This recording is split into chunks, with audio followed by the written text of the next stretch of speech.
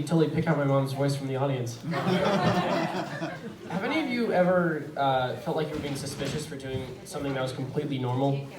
I have a story about this, and this happened on the Super Bowl this year, because that's exactly what I'm doing instead of watching the Super Bowl. So basically, me and my friends had decided to bury a time capsule together because one of our friends was going to be moving to Arizona in 2 weeks.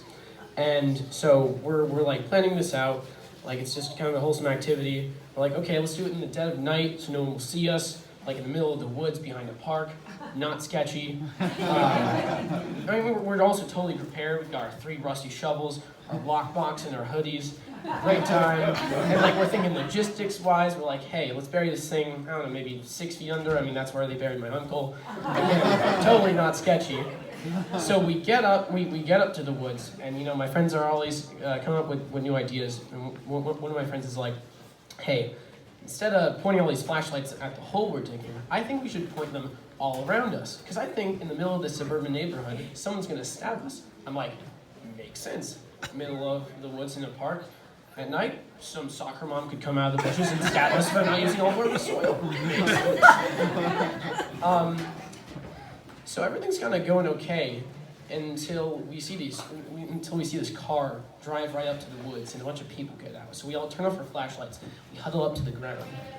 And I don't know who these guys are, but it is a Super Bowl night. They're probably Patriots fans trying to kill us. But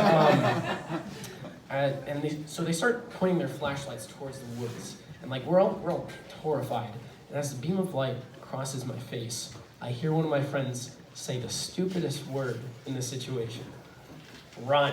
And this is where I get to see that my band of merry men that I brought with me are a bunch of scared little idiots, and I get to see the back of this line of people running. You have the typical runs. You got the pencil run like this. You got the I'm an astronaut stuck in my spacesuit run like this. And personally, my favorite, I just ate way too many shrimp and I'm sprinting to the bathroom with the high kicks. I love it. It's a huge spectacle. But anyway, we get to the top of the hill. And one of my friends sees a house behind the woods, and they say, hey, since we're being super suspicious right now, I think to escape these people, let's jump over the fence into this person's backyard. Makes sense. We jump over the fence, hop, land on the ground. Those super, way too sensitive yard lights will turn on, and we'll just hide there the rest of the night. Totally makes sense. No. So we wait for the coast to be clear, and we start walking back down to the parking lot.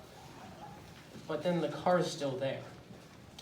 And as we start walking past the car, we're like, this guy was a total doofus. I mean, he can't catch a hooligan if one was right in front of his face. I mean, this guy may have even been scared of us.